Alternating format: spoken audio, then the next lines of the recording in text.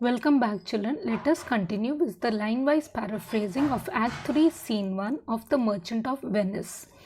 In this scene, the plot begins to develop towards a crisis. So, in this, the plot it begins to move towards a difficult situation. The rumors about Antonio's shipwreck and his losses become more definite. So now the rumors about Antonio's shipwreck and all that he has lost, it becomes more sure. And so does Shylock's thirst for revenge, and at the same time we become very clear about Shylock being thirsty to take revenge from Antonio. Shylock, distracted by his daughter's betrayal and taunted by Salanio, makes a powerful speech about common universal humanity. So Shylock, he's really disturbed because of the way his daughter has cheated him and for the way he is criticized by Salanio. Thus he makes a very powerful speech about common universal humanity. Shylock is simultaneously grieved and elated. So Shylock, at one moment he is very sad and the next moment he is very happy, grieved because of his daughter's deceit and elated because of Antonio's loss of ships and his being bound to pay the forfeiture. Now why is he simultaneously feeling sad and happy?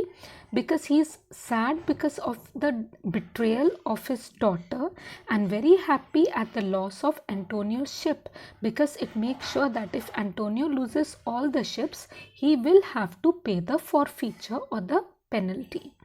So scene 1, it takes place in Venice. A street, enters Salanio and Salarino in conversation. So Salanio is asking Salarino, now what news on the Rialto? So he's asking Salarino that what is the latest news at the Venetian Stock Exchange, that is the Rialto. Salarino, why? Why means well, yet it lives there unchecked. That Antonio had the ship of rich lading wrecked on the narrow seas. So he says, well, the news is still it is confirmed report and it is still undenied by anyone that Antonio has lost a ship full of very rich and expensive cargo which is wrecked in the narrow seas, that is the English Channel.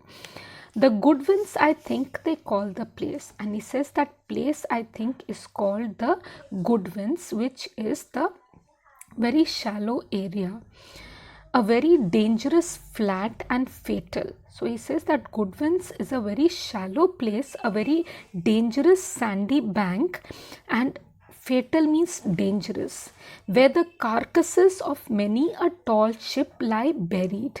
Here carcasses means the broken pieces, where the broken pieces or the wrecks of many magnificent ships. Tall ships means magnificent ships lie buried. As they say, if my gossip report be an honest woman of her word. He says, if my gossip report. Now here gossip report is a talkative woman's rumor. That is, if the talkative woman's rumor that I have heard is a honest woman, is that report is to be believed, and if this rumor which I have heard from this talkative woman, if it is a reality. Salanio, I would she were as lying a gossip in that ever napped ginger, or made her neighbors believe she wept for the death of a third husband. He says, I wish that this gossip report, this talkative woman's report was a lie, telling a lie, just like an old woman who says that she chewed ginger, and because she chewed ginger there were tears in her eyes, and she made her neighbors believe that she was crying because her third husband was dead. Now in the Elizabethan times, the old people, they used to chew the ginger ginger because it would help their stomachs to remain warm, and would help them to digest their food easily. So this woman, she chewed the ginger, and there were tears in her eyes, and she told the people that she had tears in her eyes because she was sad at the death of her third husband. But it is true, without any slips of proxility.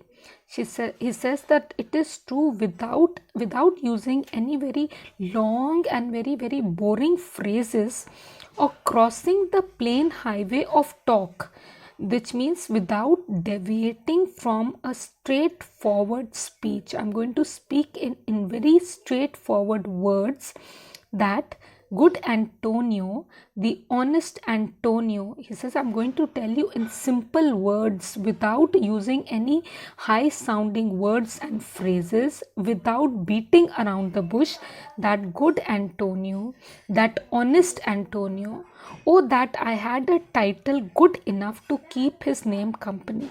He says, I wish I knew an adjective which I could use to add to his name, which could describe him properly.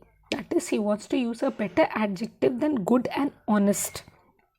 I wish I could use another adjective to describe such a good man. Salarino, come the full stop, he says. Come on, come to the end of your speech. Tell quickly, what do you want to say? Salanio, ha, what sayest thou? He says, well, what are you saying? Why, the end is he hath lost a ship. He says, well, the end of my conversation is that Antonio has lost a ship. Thank you.